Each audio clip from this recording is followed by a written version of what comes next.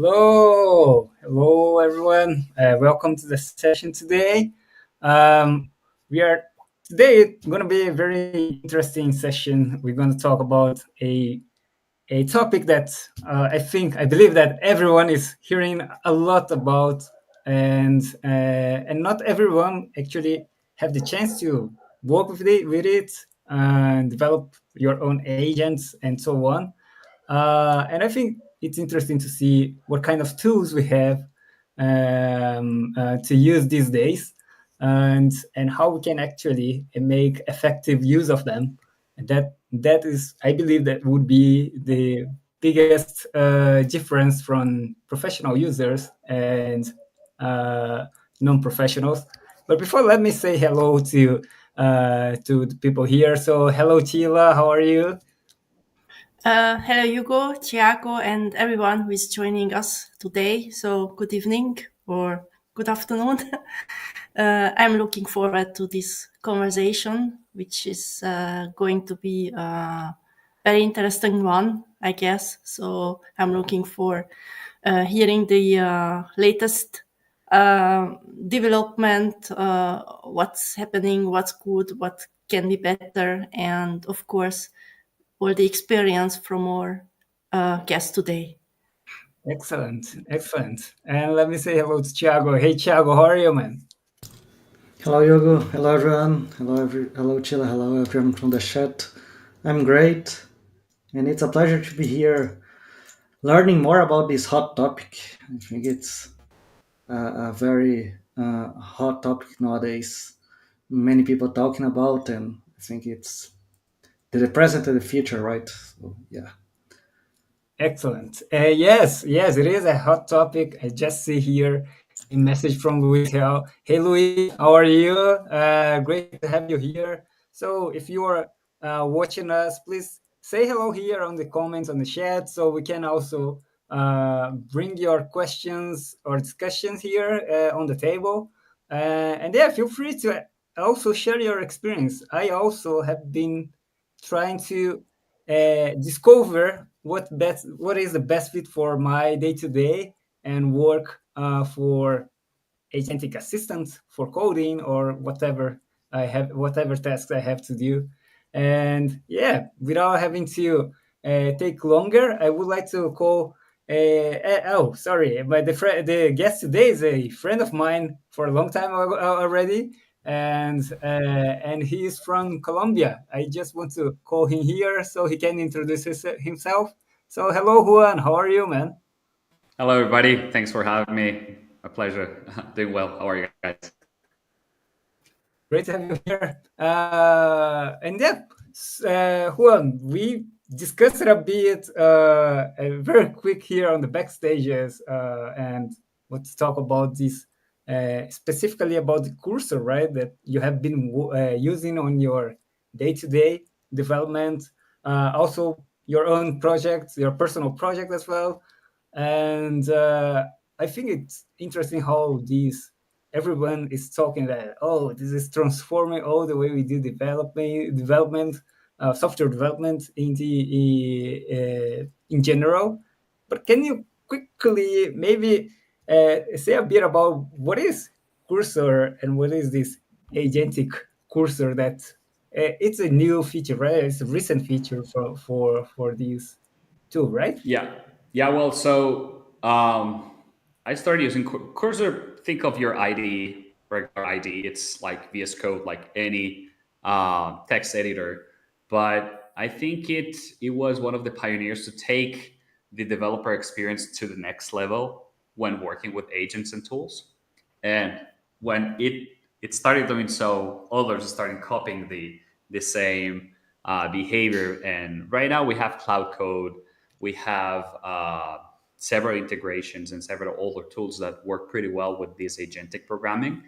And I don't recall exactly, but in the past year I have been very involved in the topic, and it's been super useful to boost the development productivity, and I have had great results both with Cursor, and I see in the comments Cloud Code, Anthropic, which is the company behind those tools, is leading the how can I say, the trend of not only code completion but code generation um, using agents and tools. Yeah, you mentioned a very interesting thing. It's about the entropy being behind all these tools, right? I'm not sure. Cursor also uses entropic models behind the to Hmm. complete the code. Okay, excellent. Right? Because my experience, it's more using GitHub Copilot on the work, and have been awesome. And quickly I realized that yeah, I'm only using entropic model behind because all the others is actually doesn't beat the experience I had, and yeah, it has been my default as well. Um, and in the past, I have been I have talked about Klein. There is a open source version of something similar to GitHub Copilot about Cursor, and yeah, also the experience, at least the last time I used it. Yeah, the other solutions, the paid solutions have evolved really quick. But Hmm. let me also just call a guy that have been talking about vibe coding as well, and good practices. I just want to get this opportunity here. So hello, Pedro. Good to have you here, man. Hey, hello everybody. Sorry I'm late. It's still 4 p.m. here for me, so it's Oh yeah, yeah. This time is sometimes hard, but yeah, I would love to hear about what we are going to say about AI here. excellent, excellent. And just say hello to also Andres that is that mentioned code. So yeah, Andres, I also trying to experiment cloud code here. Uh, Unfortunately, the pricing for me it's a bit harsh to be paying it, but yeah, worth for experimenting. But hold on, uh, what about Cursor? What do you say about Cursor? Have you been using other tools despite Yeah, yeah. Cursor, and how do you see the difference and why you keep with Cursor? I don't know if you keep only with Cursor. Tell a bit Yeah. about So your journey. I think there isn't a silver bullet here, and you have to use what works for you. But I have been to changing between Cursor, Cloud Code, and more recently Tidewave. The whole idea, in my perspective, is that we want the agents to be more like to become partners in our development process. And think about a front end developer. When a front end developer is working on a task, many things rely on visual experimentation, visual things.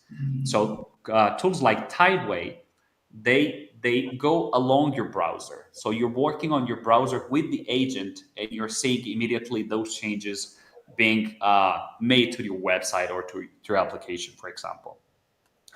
So it's like a pyramid of where are you using the agents.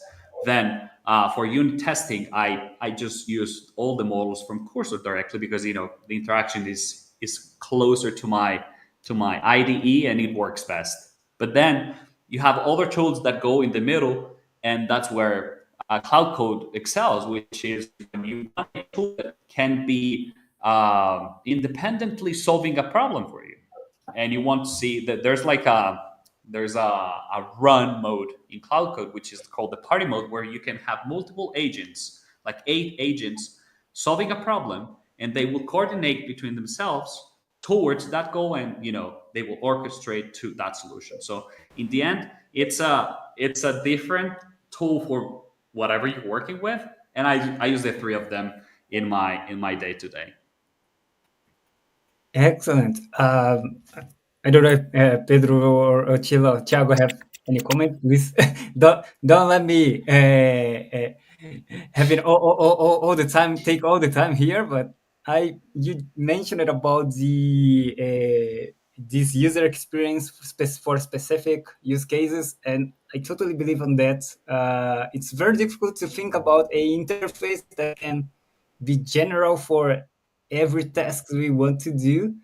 And when we are specific, like on IDE, that we have developers have very specific needs during the development process, I see that, okay, this is the way that integration should work, and the experience, it's best for a developer, not for general, because ChatGPT we can chat and solve some stuff, uh, and but having it integrated into your tool. I see Luis mentioned about Juni, that is a AI for intelligent, right? Right, Luis, if I'm not Yes. wrong, yeah. So integrated with your IDE, I think the IDE is already the best user experience for the developer. So the AI integrated IDE makes a lot of sense for me. Mhm. Yeah, Yeah. I can add one thing. Interesting, you mentioned it. I had the same opinion here. Like, oh, I love to have the AI to be integrated with my IDE, so that's why I still with Cursor. But it's not true for everybody, right? I have a friend that loves Cloud Code and he hates Cursor. He starts saying, "Oh, Yeah. Cursor is not good for me," and I am having every time I have to switch to Cursor, I hate it. And I say, Mm. "Wow, that's interesting." I said, "Why?" But I say because he is already completely integrated with Cloud Code in a way that he knows what to do, he knows where to look, and he wants to work in a way that he doesn't want to go to the code and write himself. So he Mm. wants to work with Cloud Code in a way that Cloud Code writes all the code. So this is something. Yeah, this is something Andrews is saying. I'm like Pedro friend. Yeah, because this is another way of work. Interesting enough, I was talking to this guy and I say, and we are seeing this changing in our developers' way of working, and I think this is Mhm. something that's happening with all this AI tools. And Shimon, do you have some specific killer features that you have been identified with the cursor or anything? Yeah. There's something that is, well, I'm not sure if everybody uses it, but in Cursor and probably Cloud Code has it. You have two modes. One of them is the agent mode, and one of them is the plan mode. So in the plan mode, you're just having a conversation, discussion with a partner, like, hey, let's debate, let's brainstorm ideas. Because otherwise, if you go straight into the problem with the agent mode, it will start, going nuts, starting editing files, and you're like, hey, whoa, wait a second, don't do that. So it's worth it to spend a little bit of time on the plan mode, and then agreeing on what's the plan before jumping into the code modifications. And another thing is, this works for every team. I don't work with Java. I work with Elixir, Mhm. and it's more rare, I would say. But in the end, we have like the framework that we use, the web framework. When you install it, it already comes with a file called agents.md for tools like Cursor, and then we extended that. We create our own files. We can instruct and let the agents know how we want to code in our company. What are the guidelines that we follow? Despite Elixir, differently from many languages, it is a very opinionated language. So the outcomes and the code generated is in a way more standardized compared to other projects and to other people writing Elixir as well. So that's why it is really, really effective. I Interesting. remember. Yeah, go ahead. I remember a tweet about the language that the models uh, best generate the results. And I think it was Juan, it was you that shared with me, and it was interesting because Yeah. if you try uh, to to uh, to give a shot on what kind of what is the best language, or which language have a better outcome when we do ask to create to generate code, and they made these benchmarks and so on. It was very interesting and it was surprising. I don't know if I ask anyone here, what do you think is the language that has highest score? It Python. was And by high score, we mean like when generating yes, code, which yeah, language has more accuracy accuracy, doing yeah, that? excellent. Yeah. Mhm. I vote for Python. Yeah, Excellent choice, but wrong. yeah, yeah. Me too, of course. It It's is. a good bet. It's a good bet. Yes, it's a good bet because we all the things we see, we think that, oh, AI, so they have lots of examples, and it would be it would have more patterns to learn and so on. And incredibly, Python was one of the uh, not the worst, but very low in that score, and and the highest one, it was Elixir. And I yeah and Java, it was on the middle, but Mhm. if we think a bit harder on the question, we start to understand, because if you think about Python environments and Python repository codes, we see a lot of examples that is on Python 2 that is completely different from Python 3, and they don't have the standard that Juan just mentioned. So they don't, each project, it's very close to, I don't know, some examples. JavaScript, I think, is each one has their own standard, their own way, and they are not very converging patterns. So I think it makes sense to not be the best language for the to generate to find a pattern that can generate good code. And yeah, it was interesting who shared that about standard, right? Yeah, I was trying to comment like the paper link in the chat, but I don't have it. Well, I will send it later. Uh, but yeah, as I was saying, given that it's such an opinionated language, Mhm. uh, there are not so many ways to do things. It's like this folder is for this folder is for that. So it tends to be very, very, very good at code generation. And And Andres would say JavaScript next. Every time I vote. Okay, cool. Yeah, go ahead, Pedro. I would ask about how do you use Corso? You said that you organize your configuration to work with this opinionated way of writing Elixir. So how it in your Corso? How do you organize that? It uses Corso roles, commands. What do you use? But are you asking about how we do like the projects themselves, or how do we tell Cursor the instructions? I mean, I'm not sure if I Both, understood. both. So, by as I was saying, Elixir, like, I don't know what's the percentage, but 85, 90% of the applications written in Elixir use one framework that is called Phoenix. There are other frameworks, right? And when you install that framework today, it comes with an agents.md, and the community has set up a set of rules. It's a giant file which says, hey, do this, don't do that. Some nuances that models tend to use, for example, if else's or things like that are specific to functional programming, to features from Elixir like pattern matching and macros and everything.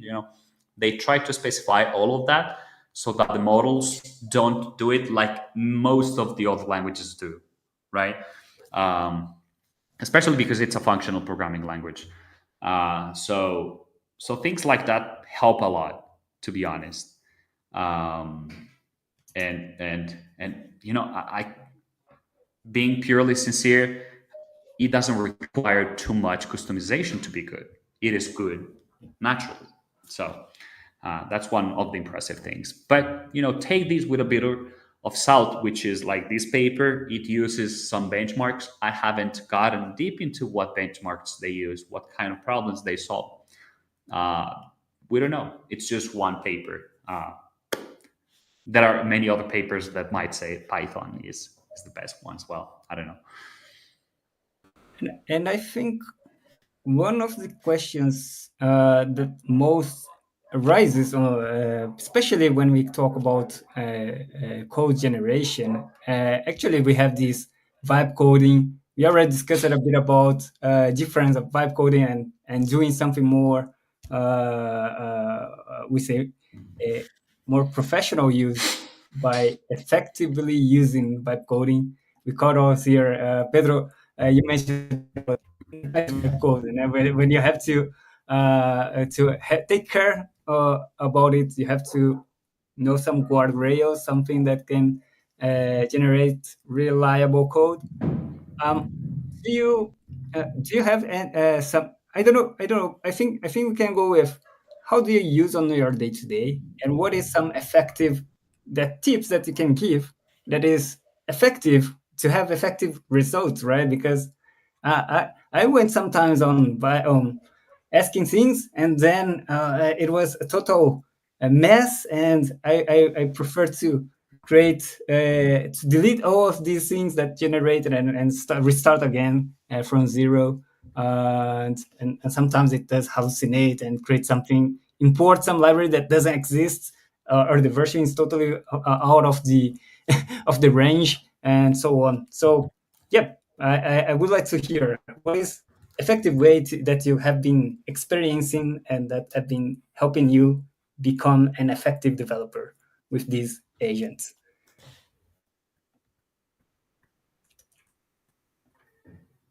So did you ask Pedro or? Yeah, you. What? Okay, okay. Sorry. I was completely waiting for Pedro's response. So you know what? In the end, there have been levels of utilization, and in the past year, there were a couple of months where I was just working on such a hard project. We were migrating from ClickHouse to Snowflake, and we had to come up with really, really complex queries. And those queries had to be written in Elixir's, let's say, ORM syntax, not like pure SQL. I spent like months trying to solve a problem and like trying those models to do the work for me. It was effortless. In the end, I came up with a solution. I invented something that made it work. But it was okay. In the past months, it has gotten much better. And so in the day to day, I would say top one is like writing tests. That's like the feature killer. I tell it like, I just made these changes, implement tests, or you can even define the tests header, and it will implement the code for you, right? So I think it is also beneficial to learn from your code base. And I can say our code base is pretty well structured, and I'm really proud of our code base. So it provides the generations based on the standards that it learns from the similar code base. So that's pretty effective. But I don't use it vibe coding like do this for me. I mean, not really in a regular basis for my work. That's not how I use it. However, I did an experiment in the past month where I built an entire product like 90% with vibe coding just because I wanted a quick MVP.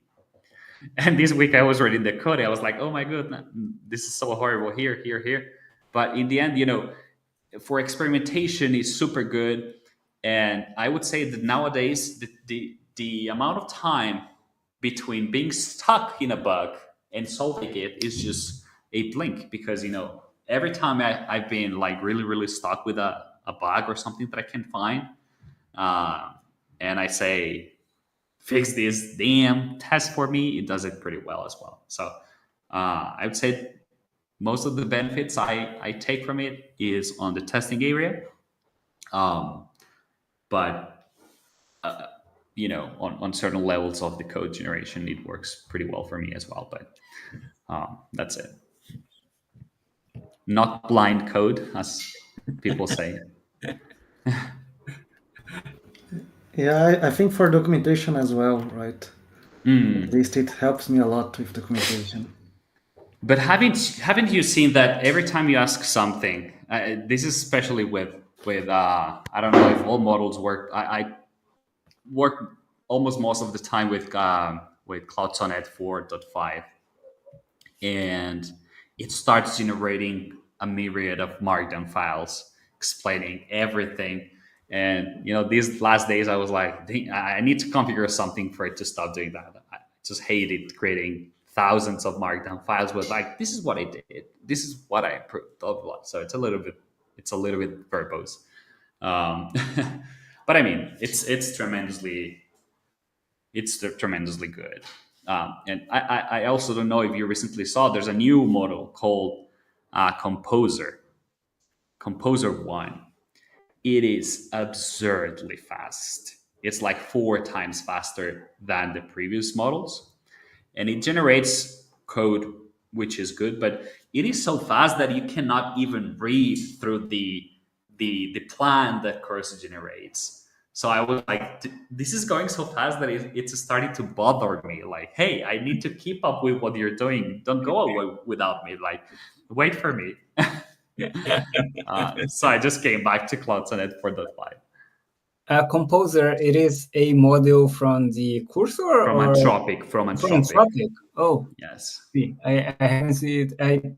I just see it today. I don't know when it releases, but Gemini also, or Google also releases Gemini 3, and it looks like a interesting one. I don't know for code, but it's for multimodal general uses. It looks like interesting, and yeah, we are seeing this evolution of these models getting better and better. I don't know if we are getting to some plateau, but yeah, do you think by getting this evolution, do you have any opinion regarding to how how people today, what is the best start for them that haven't yet started this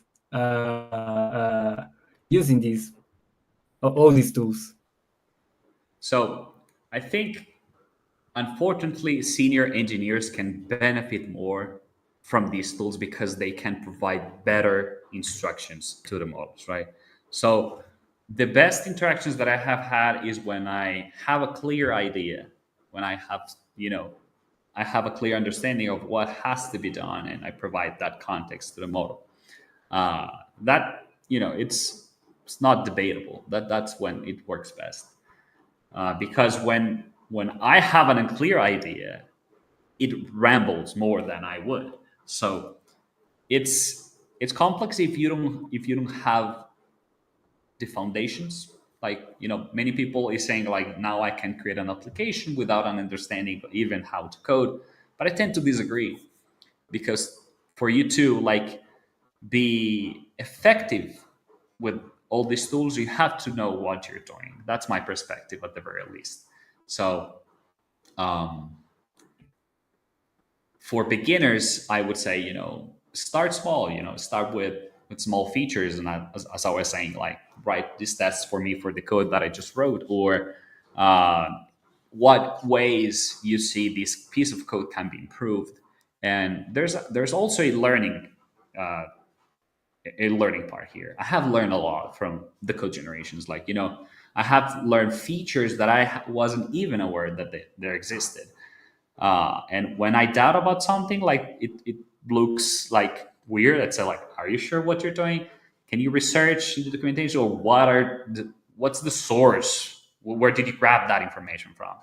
And sometimes it says, look at this is the documentation. Other times it says, no, I was wrong. I invented this. But the hallucinations have reduced considerably in the past year.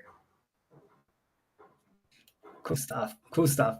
Um, I haven't asked you before. I have asked you before. I'm not sure what was your. If you have anything you would like to share with people that can illustrate the cursor, how cursor works. I don't know if you have prepared anything, but if you don't. It was just a curiosity.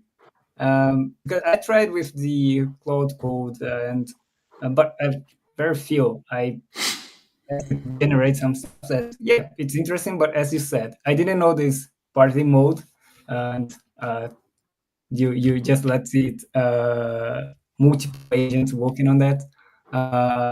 But as expected on Entropic model, start creating stuff very. It's a very good result so far. Right. Yeah, definitely. So I've been fighting a lot with a few problems.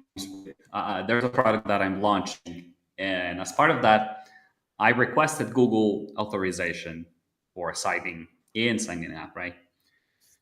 There's a process that you have to follow. So Cursor, it's been super helpful adjusting my website to comply with those requests that Google needs. So, for instance, there are some meta tags that you have no idea what they do, but they're relevant. So, I learned today about something called what was that?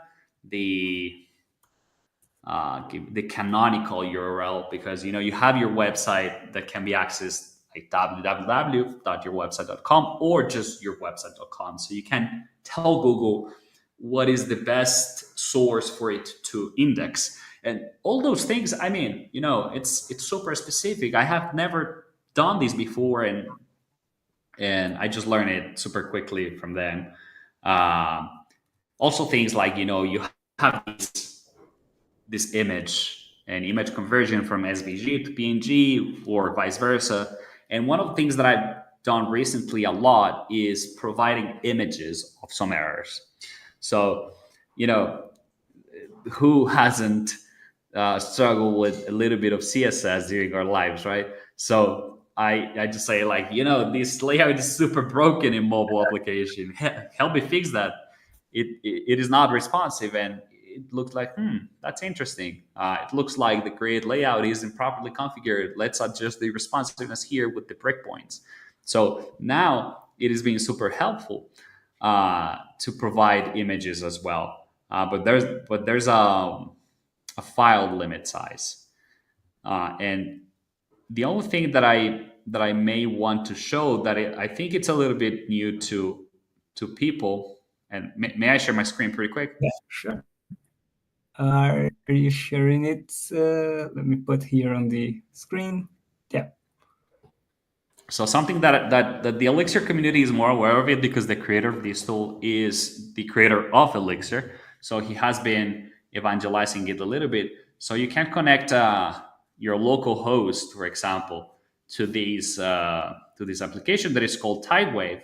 And what it does is, as I was saying, is bringing the agentic experience to the browser. So you say like, I don't want this logo to say Momento, but Yugo Sakamoto, right? And one of the things is it is a little bit slow compared to your regular Cursor stuff, right? But I expect it to improve. I think the first part they want it to be really really compatible with many frameworks. So you have Django, Fast API, Flask, Next.js, Phoenix, and which is the one from Elixir, and Rails and React, and you connect that with your um, Anthropic account, or with your chat GPT, or sorry, with your OpenAI account, and you have now here the experience at the browser level. And I think this is super powerful.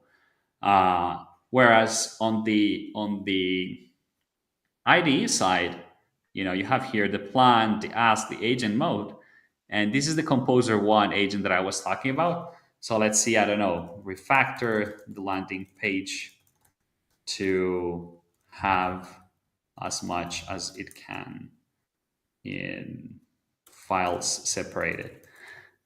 So I just want to see if it'll be that fast as it was with me recently.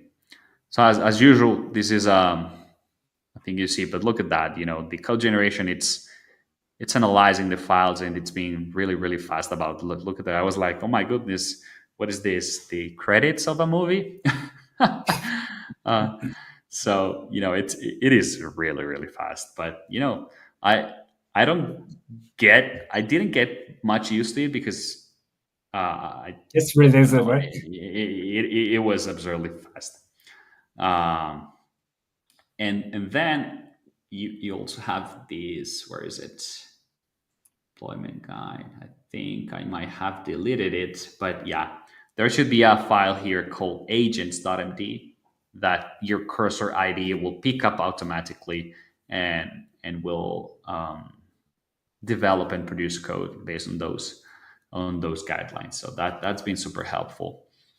But it's been a little bit of everything. And for those who haven't used cloud, it is just a terminal like things like update the here you have to be sure that you're working with the proper project, but update logo in the landing page back to Momento, and it'll work on itself more than that these one that you have to constantly provide feedback and say keep or stop or just undo all you did. um, but yeah, that's pretty much what I wanted to share here. Nothing too deep, but it's super helpful. Uh, I was curious. The tide wave will asking to put my name there over Momento. It has actually changed the file or The only the. file, Oh, it changes the it file. has access to it, the project. it is connected to your IDE. Oh, okay, okay. Oh, but that's the interesting. interaction but the Mhm. interaction is through your It's browser. So okay. that's what I was saying, like it's more visual. Interesting. And yeah, that's interesting. And it will understand even for, I don't know, when we use I'm imagining that, oh, I have a component in React that is imported and then that is my name there, you go. It will find the So component and so on. I probably you weren't able to do so far, I don't know. But it was some curious how it works. yeah, I'm starting to use it more, Mhm, especially because I don't have front end tasks in mhm, my mhm. day to day too many. It's just this side project that I was working on that I was using live view, and I just wanted to see how it worked, and it works pretty well with the Cool. Elixir toolset. Mhm. Mhm. Cool. Cool. Interesting. And Juan, Uh, Go okay, ahead. Go ahead, it's Thiago. kind of another subject, but it's related with that. Because AI, it's not a new topic, but this kind of using this many agent, it is. And most of the companies nowadays, they like requires and they offer features and tools like Copilot and others for the developers. So they Yes. like they can use or they must use something like that. And I would like to know about these agents companies using or requiring to use this kind of tools, how it has been.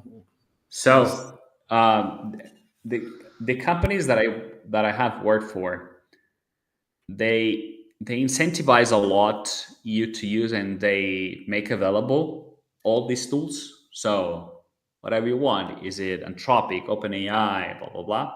So we don't have to pay for that, and that is great. Uh, because as Hugo was saying, if I had to pay myself for these agents, well, I don't know if I would have all of them. uh, so that's well that's one of the benefits that I have had with the company that I work for. But that's not the reality of everybody. I know, for example, a designer, a friend of mine, he was telling me, a company here in Brazil, that they had to share um, an API key, and you have a limit of utilization.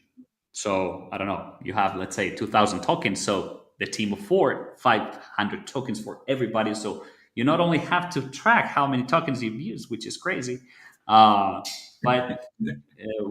my point is, this is not the reality of everybody. But the companies that are really, really trying to put AI features out, they are incentivizing a lot us to use. And I would say the entire team has been using those and taking advantage of them. It really, really can boost your productivity, and all those boring tasks now they can be leveraged to the AI partner. Let's start with AI. Yeah, I can say the same here. Just to complement, here it's the same. Like my company is doing the same here, and for organizing that, we first had personal accounts in Cursor, for example, and then the company was paying. Now they changed it to enterprise, to use the enterprise account, because now they can share all the credits for all accounts, and then there are some heavy users like me, and there are like some occasional users like people from finance or from marketing or for whatever. They use it occasionally.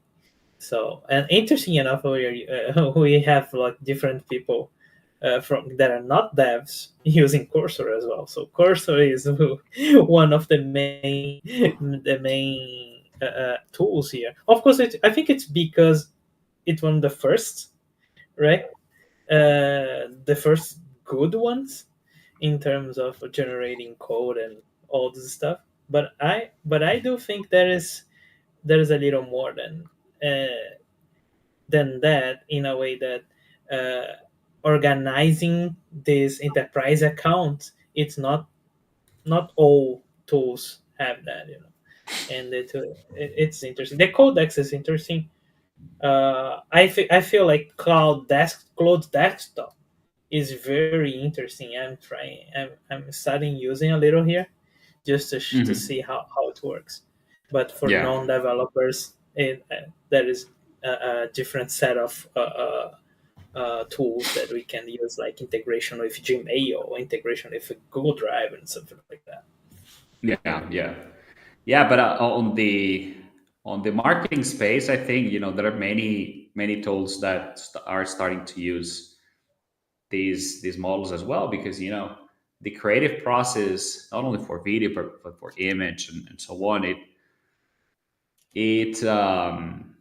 it is crazy what these models can do. These Google Google ones, uh, it's View. I don't recall its name. And there's also this. It's kind of an IDE from OpenAI that is called Codex. A friend of mine is using it. He likes it. Haven't tried it yet, but it looks like it's also an option. I share here on the chat the codex. I also haven't had any opportunity or to know someone or to use myself codex. I see that Andres is very Cloud big fan, Cloud Code big, and he uses Gemini for work, and that's interesting. I'm not I when I tried Gemini for some stuff, personal stuff, because I have this Google AI, Google One, because of the disk space that you get from the same subscription. But man, I don't know. I haven't had the best experience with it. A simple test. I use Anthropic model on the company company projects, and it's totally different level of quality. Yeah, but I mean, it's it's undeniable that Anthropic is leading the code generation. Cogeneration. OpenAI is more enterprise level, where you have to orchestrate workflows, where you have to use RAG, even train your models. They have their layer and the feature to train your models. So it's like, it's pretty useful on that level. But for code generation, Anthropic is just really, really good. Yeah, yeah. Um, And their blog is amazing as well. I'm not sure if you've had the opportunity to follow some of the blog posts. They're creating tendencies, they're creating best practices and sharing, being really, really transparent with the community about what they have done right, and from what they have learned from their mistakes as well. So I think they're becoming a true standard of mm, engineering on this area. yeah, true, true. Excellent. They are. Go ahead. No, I'm agreeing. It's I saw on podcast they are talking about how they dug food, cloud cloud code inside Anthropic. So there are many of these new tools that we are seeing now, like skills or commands and all this new stuff they have. They that came from their own developers. They say, "Oh, I would love to have this," and then boom, and then they add that to the cloud code. People like it and say, "Okay, let's put in the public products," right? So they have this internal cloud code that where they try different things. that's that's pretty awesome. And I saw a little about what Google is doing launched today with Gemini Yeah. 3, Anti and gravity. they yeah the lens to gravity, and they say, oh, this is looks very very interesting. I would love to try a little more, because I think everybody now is going to the agentic way of creating code, right? I've been doing that in Cursor. I tried in the first. I tried in Copilot when Copilot was having that in preview in the beginning of this year, and then of course I changed it to Cursor because it's much better. But now we have like plenty of agent modes we can try: Cursor, Cloud Code, Gemini, Anti-Gravity, Codex. Uh, I think now it's just a matter of like of you, how you know your tool or how you like it. Uh, but currently we are using Cursor, but I don't mind if I choose for Cloud Code, for example. It would be interesting because have other options also can be how can I say can be challenging because when we had IDEs and you get used to single IDE, when you have to change IDEs, it was terrible because you don't remember the shortcuts, so you have to relearn everything. But these mods, they are quite, I don't know, since it's prompts and the way you write things, uh, yeah, maybe you don't have to have such a shortcut key map in your mind. I don't know.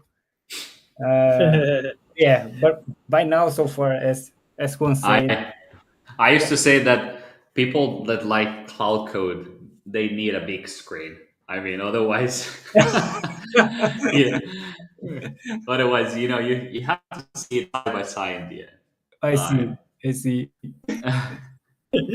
Yeah, that's why I have two. I put like my cursor here and everything, and every time I'm using Cloud Code, I'm using the small screen here. And I say, Yeah, that's a good tip.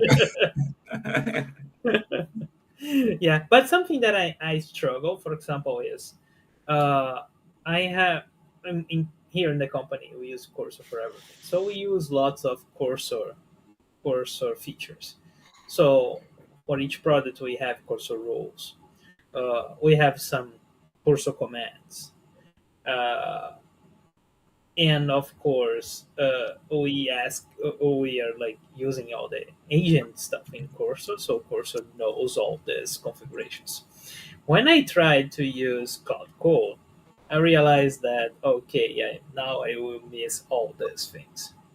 So, and then I started using Cloud Code just to try out, and I realized that Cursor has Cloud Code has its own ways to configure stuff. So if you want to create a Cloud Code command, you need to use a specific way to do it.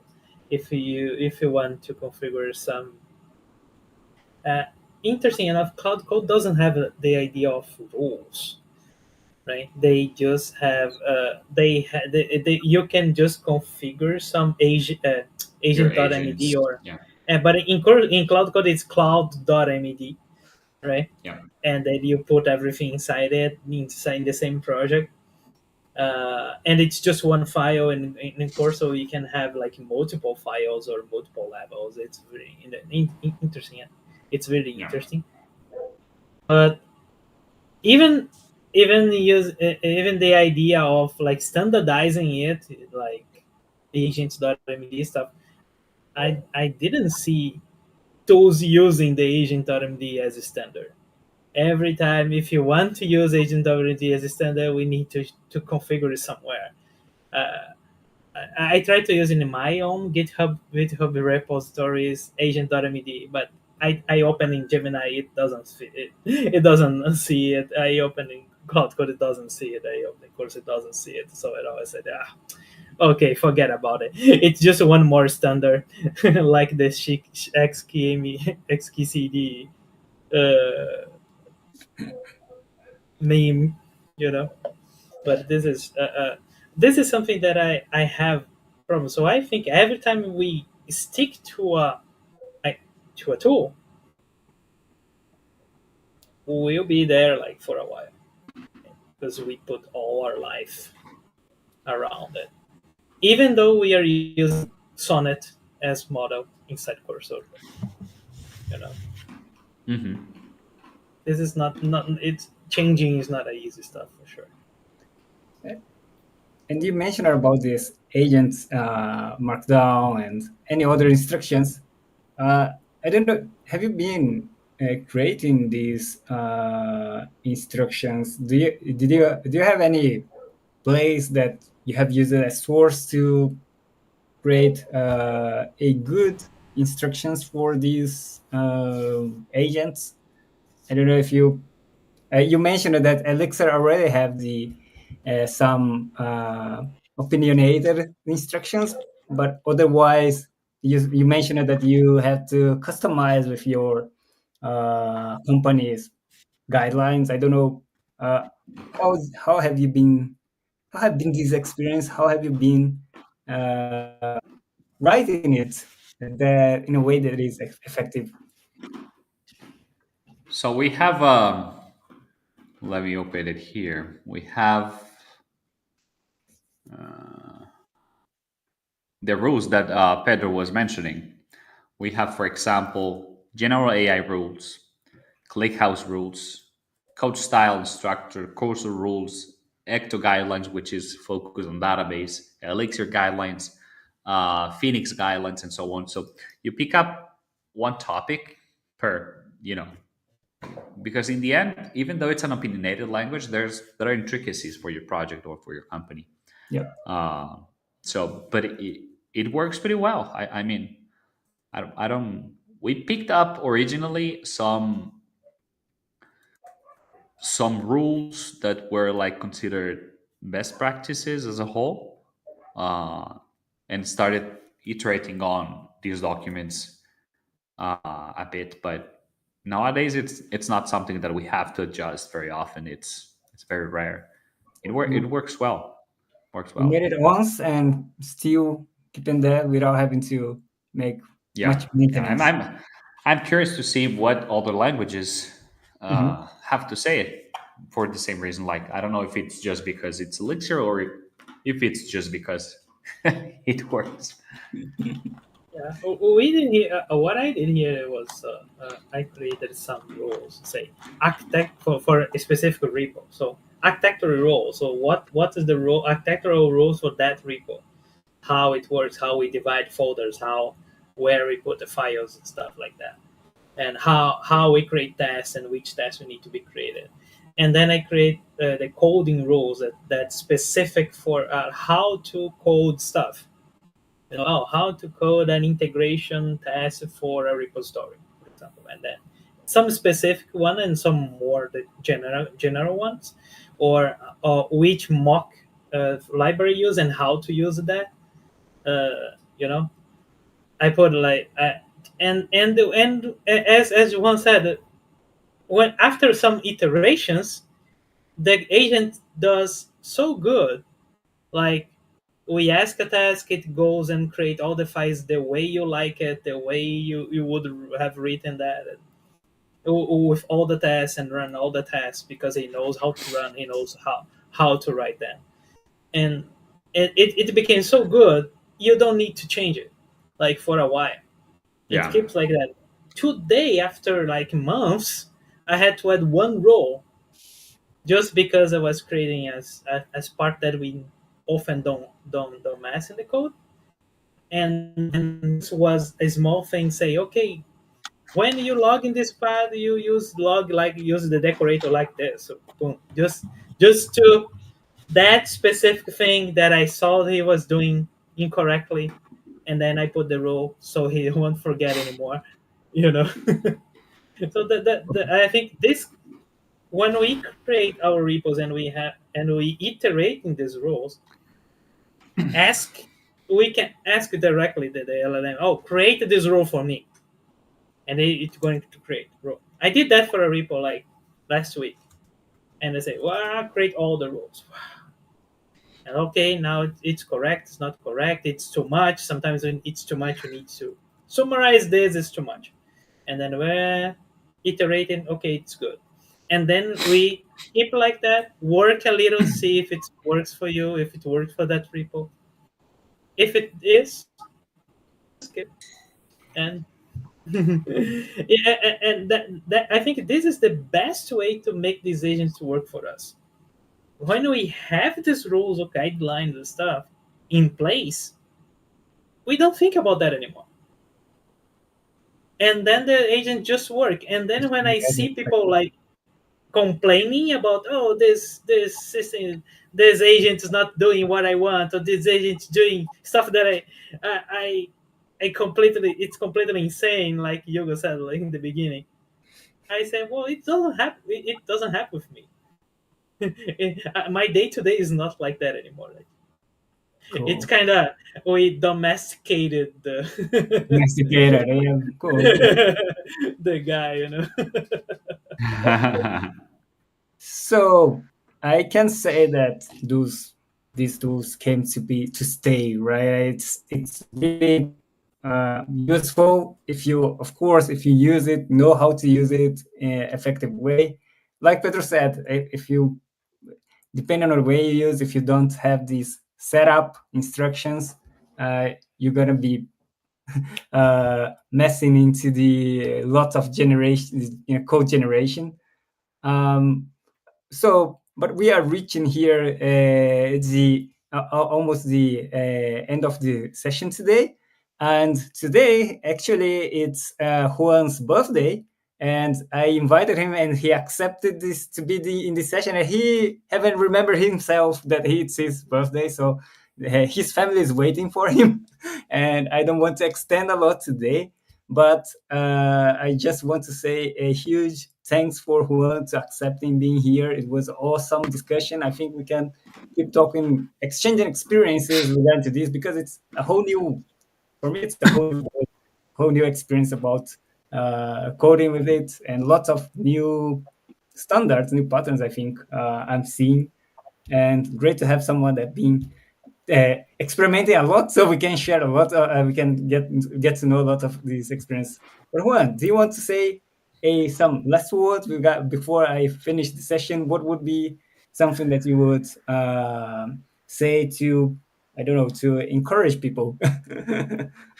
Yeah, well, I think the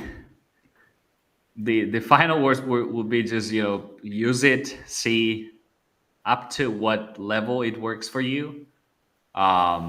There's a lot of skepticism, and I started as a skeptical one because I consider that it took so long for me to jump into this train, uh, but it really makes a difference. And well, not only learning about the AI stuff, but if you don't like the AI stuff per se and just want to focus on the utilization of these tools, it's just worth it. I encourage everybody to try those and see how it works for you. Excellent. Awesome. So that was today's sessions. Thanks, Andre. Say happy birthday, Juan. and and yeah, so Yeah, he asked Cloud Code to write that message, by the way. okay. Cloud Code, keep watching the chat and and listening the the session. So and write some good comments. Excellent. So thanks a lot again, Juan. Thanks everyone that joined us. Thank you. Yep, If you can, I just want to share my of blog. If course. anybody wants to follow, you Mhm. can paste it in the Sure. chat. I write about AI, and if anyone is Where is interested, there are a the couple of. Let me link? see. Let Give me me a get sec. the link here. You probably know it, but let me Yeah, see. I got There, it here. Yeah, there you go. Thank you so much. excellent. Thanks for having And me. regarding You the wanna share your LinkedIn so people yeah, can if follow you want to you? share your social media, if you have, I think you have I Twitter, right? Yeah, I don't have LinkedIn. I have Twitter, but you can find it in that website as well. Excellent. Okay, I share it here. So if you want to know, follow Juan and know his experience, there's a lot of interesting content regarding to AI. I've been following him, and yeah. So read the blog link here. I just pasted on the chat. And once again, Juan, thanks a lot. Thanks everyone here, and thanks especially the audience being watching us. And see Have you a great next day. session. Bye bye. Thank you. Bye bye. Thank you, everyone.